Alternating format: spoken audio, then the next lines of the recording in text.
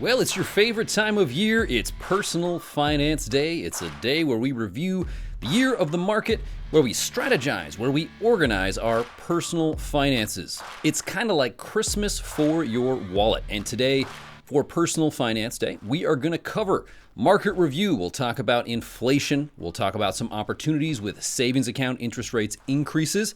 Talk about cars. We'll talk about budgeting. And if you stay tuned through the end, I'm going to tell you about my personal financial plan for the upcoming year. So join me for Personal Finance Day, and you can organize and strategize your personal finances. So it's definitely not been a great year for the markets, and as I review my personal financial return and my retirement through Fidelity, we find out that I had an annual return of, drumroll please, negative 30%. Now, that's obviously very concerning, but don't panic, because if we look back in time just a little bit, last year the market returned about 9%, but it was the year before when things went really bonkers, and I had a personal rate of return of 47%. Now, part of the reason that the market was so bonkers in 2020, where we saw huge returns year over year, was the government basically helicoptering cash and dropping it over private citizens, over individuals. They threw it to foreign governments. Hey, everybody got paid. And so when you see a massive market spike like that, pretty good chance it's going to come down at some point. So the music finally stopped playing this year. The market in general in the United States was really rough this year. Most people's retirement investing is down anywhere around 25% or worse. And as a personal response to this, what did I do with my personal retirement plan? I did absolutely nothing. I didn't sell anything. I didn't change any of the ways that I have been investing. And one of the things we can learn here is a strategy called dollar cost averaging. Now, dollar cost averaging involves investing the same amount of money in a target security at a regular interval over a certain period of time, regardless of price. And by using dollar cost averaging, investors may lower their average cost per share and reduce the impact of volatility on their portfolios. Now, in effect, what that does, it eliminates the effort required to attempt to time the market and buy at best prices. In layman's terms, it means you simply don't worry about the price, you choose good investments, and you just keep buying. So for my personal retirement savings, that comes directly out of my paycheck. We're trying to save 15% a year for retirement, which is what Dave Ramsey would recommend. And you don't have to freak out about the ups and downs of the market. You just keep buying. And so with retirement, I'm simply saving the same amount regardless of what the market is actually doing. I have found out over the years I cannot time the market. I have tried that a time or two. Maybe you'll get lucky once or twice. But if you try to time the market, you'll probably find that you can't predict that unless you're in Congress.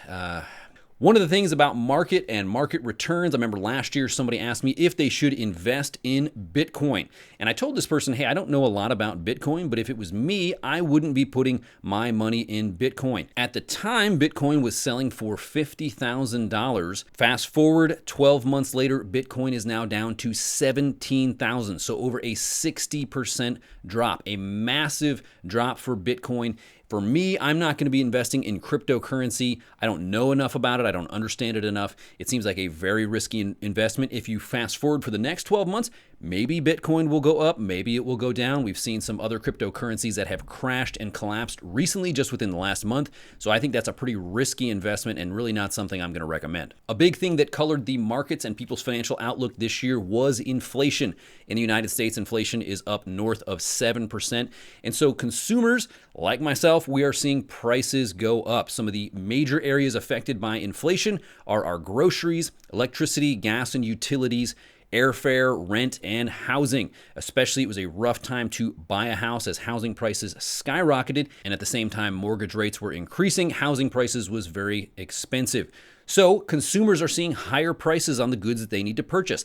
Let me know in the comments, what are the products that you purchase where you're seeing inflation take the biggest wallop out of your wallet? One of the things that I have noticed personally is the price of eggs. They have gone up considerably. I used to be able to get eggs for under $1 a dozen. Now I'm seeing $3.50 or closer to $4. And so as you think about the effect of inflation on your wallet for Personal Finance Day, perhaps that is a good time to take inventory of the things that you're purchasing purchasing? How have those prices increased year over year? Are there some things that you need to eliminate from your budget? One of the things that we're seeing go up considerably, last year I talked about how auto prices had skyrocketed because of the chip shortage. New cars were very hard to come by. That made the price of used cars go up considerably. In fact, used cars went up over 40%. And so last year I recommended it probably makes more financial sense for you to hold on to your used car, even if you're having to spend considerably to fix and maintain that vehicle because the cost of getting into a new or used vehicle had gone up so significantly. But one of the things we saw this year is that the average cost of a new car, that new car payment has ballooned to over $700. If you multiply that for a year, you're going to pay $8,400 in 1 year just on payments in a new car. Most of those are for 6 years. That's a $50,000 car with interest and fees all rolled into one. That's extremely expensive. If you think about that 1 year cost of $8,400, you could make a lot of repairs to your current used vehicle for $8,400. So again, it probably makes the most sense to stick with that used vehicle that you've got. Gone are the days when you can spend $7,000 to $10,000 and get a low mileage, highly reliable vehicle. It's just a different day. Maybe that will return soon, but probably not likely in the next year or so. All this bad news of the markets and used cars does provide some opportunity for consumers. For the first time in over a decade, you can actually get a good interest rate in a savings or checking account. One of the ways that they're trying to slow down inflation is raising interest rates. And what that means is buying a house is going to be more expensive. Getting a used car note or any other sort of loan is going to be more expensive at the bank. But the good news is that means your saving and checking accounts can actually return some good interest. I think I've had 0.5% or 0.1% for over the last decade, but now I'm starting to see savings accounts at 3 to 4%. So for Personal Finance Day today, it may be a great time to evaluate the rates you're getting in savings or checking and consider if a new bank and a new savings account would be right for you. Mortgage rates are going towards 7%, so I think we're going to start seeing 4%. Back in college, I had a 4.5% online savings account, and that was pretty awesome. And we actually may see that return, which is bad news for home buyers if you need a mortgage, but it is good news for savers. So if you have that emergency fund of 3 to 6 months of saving, maybe that's anywhere from $8,000 to $20,000, you can actually stick that into a savings account that's getting 3 or 4% and make yourself $1,000 or so throughout the year. Let me know in the comments, what rate are you getting on your savings or checking, and is it time for you to check out for a new option? And no Personal Finance Day would be complete without a chat about budgeting. Budgeting is simply creating a plan for your money. Where is it going to go? Instead of getting to the end of the month, as Dave Ramsey says, and wondering where all your money went. So add up all your sources of income. What are you planning to make in the next month? And begin to plan where that money needs to go.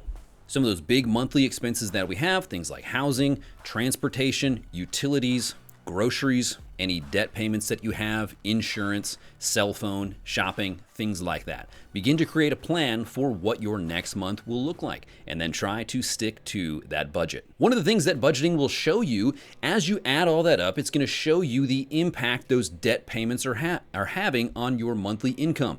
For example, I shared that new car payments over $700. If you look at what income you're bringing in for the month, 1 or 2 car payments, especially if that's going alongside some credit card or student loans, that is going to eat up a lot of your income. As you're budgeting, make a plan to get out of debt. Eliminate that debt as soon as you can, and it will free up your monthly budget considerably. And ideally, as you're planning out your budget, you can do all your savings first. So when I do my retirement savings, that comes directly out of my paycheck. That's not money that I see at home. It goes right to the retirement account. And you can do the same with any of your short-term savings if you're building an emergency fund or your health savings account. That's another place I'm putting monthly money. Do all that automatically, and then with the rest of your money, that's where you have to budget and plan. The health savings account, for example, is a great vehicle for saving for health expenses. It's much better than the old flexible spending account because it is a savings account in your name. Even if you leave your current employer, you will keep that account. It stays in your name. You can invest in that tax-free. You can even invest it into stocks, mutual funds, and bonds, and it will grow tax-free. It is a tremendous vehicle. If you have a health savings account, definitely take advantage of that. So what are you using for your monthly budget? For years, I have been using mint.com, but there are other services available. It's good to use something that helps you to plan all that and track your expenses. So let me know in the comments, what are you using for your personal budget? Has it been effective, and are you able to stick to it? Another thing to take advantage of for Personal Finance Day would be to get your free credit report. Go to annualcreditreport.com and look and make sure that there's nothing on that report that is suspicious, that you don't have somebody opening a credit card in your name and spending money at Taco Bell in Indianapolis like happened to me. All right, drum roll, because now I'm going to unveil my personal finance plan for the next year. This is exciting. You're going to want to get out a pen and paper. Very complicated. I am going to do absolutely the same thing that I did last year. My financial plan is so incredibly boring. I'm going to save 15% for retirement. I'm going to invest in my health savings every month. I've got short-term savings that are happening every single month, and then I'm going to take the rest and I'm going to budget that and try to live on less than I make. I guess you can refer to that as the get-rich-slow plan, but it is very effective. And I think one of the things that shows you is that taking control of your personal finances, you don't need some secret wisdom. You don't need some special investing prowess. You can just do some basic, simple, boring steps to take advantage of your money. Well, hit us in the comments what's your favorite takeaway from Personal Finance Day, and let me know if there are other things that you want me to cover next year when we talk about the market. I'll catch you in the next one.